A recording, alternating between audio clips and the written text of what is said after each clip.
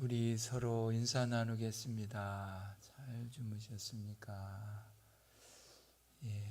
오늘도 귀한 한 날 주께서 새 힘 주시고 은혜 주셔서 평안이 있기를 축복합니다.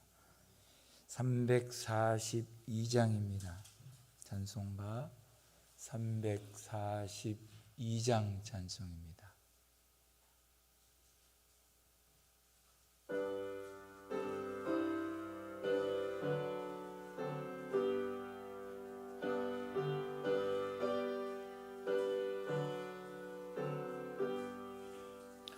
어려운 일 당할 때 나의 믿음 적으나 의지하는 내 주를 더욱 의지합니다. 세월 갈수록 의지할 것뿐일세. 아무 일을 만나도 예수 의지합니다. 성령께서 내 맘에 밝히 비춰 주시네. 인도하심 따라서 주만 의지합니다. 세월 지나갈수록 의지할 뿐일세. 아무 일을 만나도 예수 의지합니다. 밝을 때에 노며 어두울 때에 기도와 위태할 때 도움을 주께 간구합니다. 세월 지나갈수록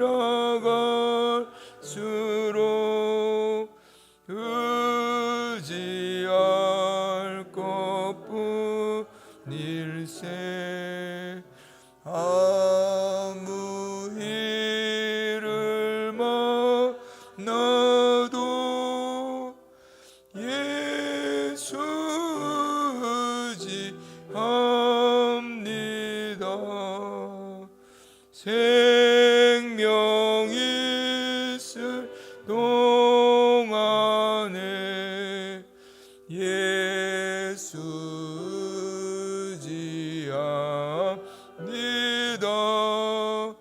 천국 올라가도록 의지할 것뿐일세. 세월 지나갈수록 의지할 것뿐일세. 아무 일을 만나도 예수 의지합니다. 우리 예배를 위해서 합심 기도하겠습니다. 주님의 은혜를 감사합니다. 지난 밤에도 또 잠 잘 자게 하시고 또 이 새벽에 일어나 기도할 수 있도록 복된 자리로 인도해 주신 주님께 감사함을 드립니다. 주 앞에 왔사오니 복 주시고 복 주시어서 오늘 한날에 감사와 기쁨과 충성이 넘치게 해주시고 질병 가운데 있는 우리 성도들을 고쳐주시고 어려움 당한 우리 지체들에게 은혜를 주시어서 이 시간 주의 말씀을 전하는 종에게 긍휼을 입혀주시고 주의 음성 듣는 저희들을 새롭게 하옵소서. 하나님의 말씀입니다. 요한복음 6장입니다. 요한복음 6장 10절에서 11절입니다. 10절에서 11절 두 절을 같이 읽겠습니다. 6장 10절에서 11절 시작. 예수께서 가라사대 이 사람들로 앉게 하라 하신대 그곳에 잔디가 많은지라 사람들이 앉으니 수요가 5,000쯤 되었더라. 축사하신 후에 앉은 자들에게 나눠주시고 고기도 저희 원대로 주시다.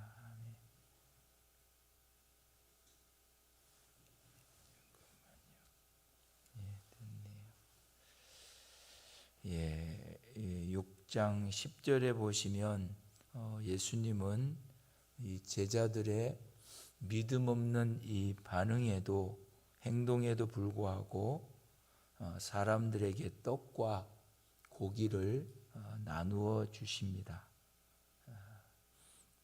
예수님이 떡과 고기를 나누어 주시는 것이 어떤 제자들의 믿음의 행동대로 주시는 것이었다, 축복이었다고 하면 그들의 믿음 없음으로 인해서 먹을 음식도 전혀 없었을 것입니다.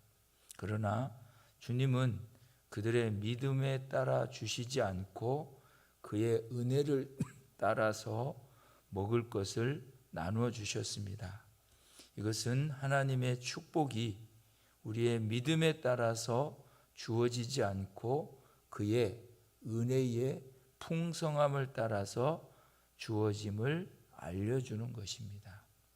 예수님께서 제자들의 믿음에 따라서 행동하셨다고 하면 수많은 무리들은 여전히 먹을 것이 없었을 것입니다. 하나님의 축복은 우리가 전혀 받을 자격이 없음에도 주어지는 축복인 줄 믿습니다. 예, 우리가 자격이 없음에도 불구하고 제자들처럼 빌립도 또 안드레도 예수님 앞에 어떤 믿음으로 주님이 가능합니다 이렇게 반응하지 않고 뭐 200데나리온 이거 갖고 되겠습니까? 여기 물고기 2마리 보리떡 5개 갖고 되겠습니까? 이런 믿음 없는 행동에도 불구하고 주님은 그들의 행위에 따라 복 주지 않으시고 그의 은혜를 따라 복을 주시는 것입니다. 우리가 하나님의 축복은 우리가 전혀 받을 자격이 없음에도 주어지는 겁니다. 우리는 부족해도 주님에게는 차고 넘치는 은혜가 있습니다. 우리가 불신에 배은 망덕에도 주님의 은혜는 한시도 멈춘 적이 없습니다. 주님의 이 사랑은 우리를 향한 이 사랑은 식은 적이 없습니다. 이 은혜의 말씀이 바로 10절에 나오는 이 사람들로 앉게 하라 라는 주님의 말씀입니다. 시험에 실패한 제자들에게 축복의 은혜를 베푸시기 위해 사람들을 앉히라 라고 말씀하시는 것은 다시 생각해 보면 주님이 다시금 이 시험을 통과하게 하려고 하시는 또 다른 시험인 것입니다. 또 다른 명령이지요. 또 다른 시험이고, 이 시험은 더 고차원적인 시험이었습니다. 반드시 행해야 하는 엄중한 시험인 것입니다. 여기에서 제자들은 뭐 했습니까? 뭐 했죠? 순종했죠. 앉히라, 사람들을 이곳에 갖다 앉히라. 순종해서, 그대로 순종해서 사람들을 앉혔습니다. 이 배고픈 군중들에게 아무것도 없는데 그들을 앉혀본다고 해서 무슨 소용이 있겠습니까? 얼마든지 또 그 말을 할 수 있지 않겠습니까? 얼마든지 또 그 말해서 이 사람들 예수님 먹을 것도 없다고 말씀드렸고 이것도 안 된다고 말씀드렸고 이랬는데 또 무리를 갖다가 앉히라 말입니까? 이 많은 무리들 갖다가 앉힌다고 한들 무슨 소용이 있습니까? 그렇게 대답할 수 있었을 것입니다. 그러나 하나님이 하라고 말씀하셨습니다. 하라고 말씀하셨습니다. 그리스도께서 명령하신 것입니다. 그것으로 순종하는 일에는 충분합니다. 충분한 것입니다. 이유와 정확한 이것들을 다 대고 그 다음에 그만 동의가 되면 따라가는 것이 아니라 주님이 말씀하시니까 거기에 순종하면 되는 것입니다. 이것이 사람들에게 떡을 직접 나누어 주시는 절대적인 주권 능력의 역사를 위한 순종의 믿음인 것입니다. 주님이 말씀하시니 그대로 순종하니 주님의 손에서 기적이 나온 줄 믿습니다. 기적이 나온 것입니다. 요한복음 11장에 보면 죽은 나사로를 살리기 위해 주님께서 무덤의 돌문을 열라고 말씀을 하십니다. 누이 마르다가 곁에 있다가 죽은 지 나흘이나 됩니다. 시체 썩는 냄새가 진동을 하는데 왜 굳이 문을 열라고 하십니까? 예수님 뭐라고 말씀하셨죠? 기억하시는 분 없으세요? 한번 따라 합시다. 내 말을 내가 믿으면 하나님의 뭐를요? 영광을 보리라 하지 아니하였느냐? 한 번 더 따라 하겠습니다. 내 말을 내가 믿으면 하나님의 영광을 보리라. 할렐루야. 예수님이 그 말씀을 하셨습니다. 내 말을 내가 믿으면 하나님의 영광을 보리라 하지 아니하였느냐 말씀하셨습니다. 우리가 주님의 이 절대 주권자이심을 믿는 자라면 그분의 말씀에 절대적으로 순종하는 것입니다. 왜 성경에 보면 왜 아담과 하와가 선악과를 따먹지 말아야 할까요? 왜 그러겠습니까? 주님이 그렇게 말씀하셨기 때문에 그렇습니다. 주님이 그렇게 말씀하시니 그냥 순종하는 것입니다.